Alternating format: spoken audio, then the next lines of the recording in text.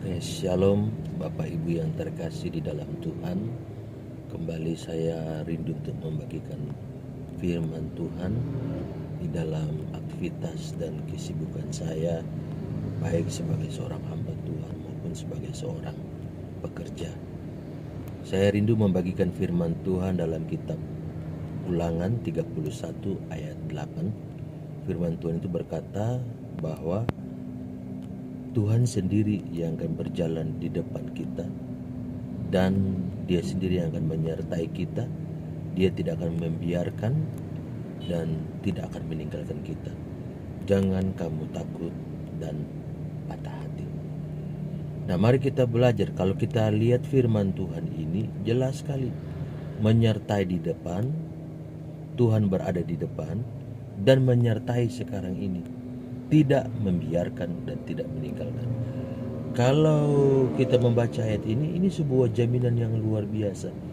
Seolah-olah kita tidak akan mendapatkan pergumulan. Justru saya mau katakan di sini bahwa inilah kesalahan pemahaman anak Tuhan. Ketika Tuhan berjanji berada di depan, itu berarti Tuhan sudah mempersiapkan segala sesuatu. Tuhan tahu bahwa kedepannya kau akan menghadapi pergumulan. Entahkah itu ujian atau pencobaan, tergantung dari saudara sendiri. Kalau saudara jadikan ujian, berarti saudara siap berubah ketika dengar firman Tuhan. Tetapi ketika saudara jadikan itu pencobaan, adalah ketika saudara melakukan sebuah kekeliruan dan saudara tidak mengizinkan firman Tuhan menegurmu dan menasihatimu dan mengubahmu, maka itu menjadikan kesalahan atau karena kebodohan sendiri, sehingga pergumulan itu boleh datang. Tapi kalau kita mau ditegur, berarti ketersediaan, penyediaan dari Allah tidak pernah habis-habisnya. Bahkan dikatakan, aku menyertai engkau sekarang, tidak pernah membiarkan dan tidak pernah meninggalkan. Mari kita lihat Mazmur pasal 23. Aku menyertai engkau. Aku sebagai gembala yang baik, kata firman Tuhan, yang akan menyediakan hidangan bagimu di hadapan lawanmu. Saya tidak tahu apa yang menjadi pergumulan saudara, tapi pergumulan itulah salah satu bentuk lawan iman saudara. Percayalah bahwa di dalam pergumulan saudara, engkau akan melewatinya. Tuhan akan menolongmu dan Tuhan akan memberikan pembelaan di dalam hari-hari yang kau lalui. Dan mari izinkan firman Tuhan untuk menegur. Pastikan bahwa ketika menghadapi pergumulan, engkau yang harus berubah, karena Tuhan berjanji tidak pernah berubah. Kalau engkau mau berubah dan memperbaiki diri, maka engkau akan menikmati pertolongan dari Tuhan. Nah, mari kita lihat firman Tuhan bahwa sesungguhnya penyertaan itu jelas. Tuhan tidak pernah membiarkan, dan kita mau belajar sesuatu di dalamnya. Dan penyertaan Tuhan itu luar biasa saudara.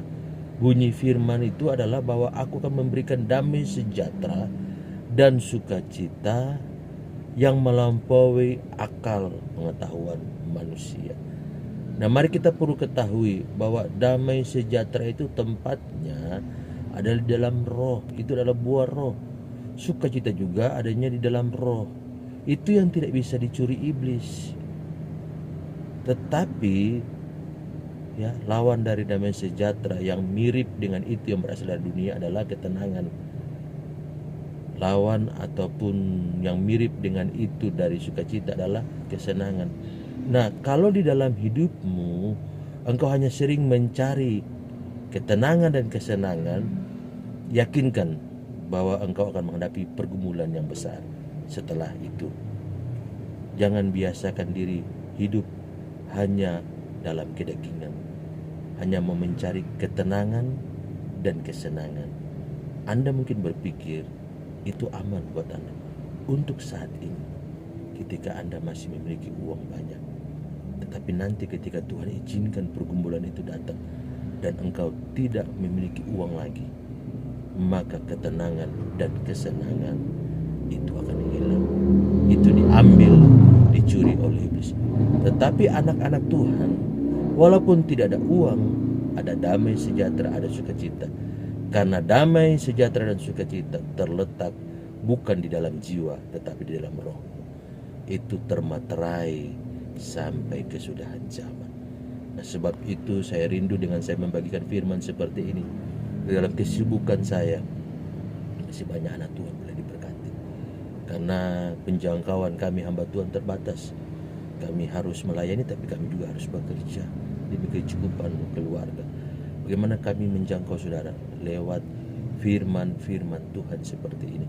Supaya dalam pergumulan engkau tidak menghadapi kebingungan. Percayalah bahwa hari ini engkau jalani berdasarkan kekuatan Injil, yaitu apa yang sudah Allah selesaikan dan kerjakan bagimu. Berkat sudah diselesaikan, masa depan sudah diselesaikan.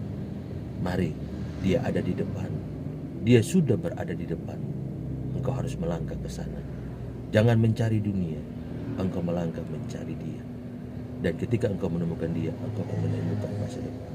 Percayalah, waktu dalam pergumulan, ketika engkau mencari Tuhan, engkau akan menemukan firman Tuhan yang akan membukakan rahasia bagimu, sehingga engkau diberkati. Banyak orang bersaksi, orang-orang kaya, orang-orang yang dulu miskin dan sekarang sudah menjadi kaya, bahwa mereka bisa menjadi kaya dimulai dari firman Tuhan yang datang berbicara dalam hidup mereka. Bahkan di situ akan bekerja ide dan hikmat pekerjaan apa yang kau lakukan untuk boleh mencukupkan kebutuhan.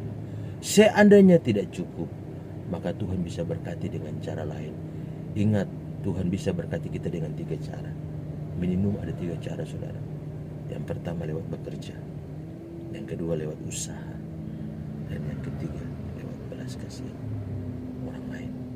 Ketika Tuhan jamah orang itu dan dia berbelas kasihan kepada kita, ketahuilah yang dia buat itu tidak sia-sia, karena dia melakukan perintah Tuhan. Tapi kalau dia mengeraskan hati, Alkitab berkata, secangkir air minum saja kau berikan kepada seorang anak kecil ini, karena dia adalah anakku, maka dia tidak akan kehilangan upah. Saudara perhatikan, ketika saudara menabur, apa yang saudara tabur tidak akan sia-sia, karena kau meletakkan di tempat dan saat yang tepat. Sebab itu mari belajar untuk melakukan firman Tuhan. Di saat kita sementara berjalan maju, menyongsong masa depan kita, ingat jangan lupa untuk menabur. Orang yang berjalan maju sambil mencucurkan air mata, tapi dia terus menabur benih, pasti pulang dengan solat-solat. Tuhan Yesus memberkati. Saya percaya firman Tuhan ini cukup dalam untuk saudara bisa lakukan dan memberkati saudara. Shalom.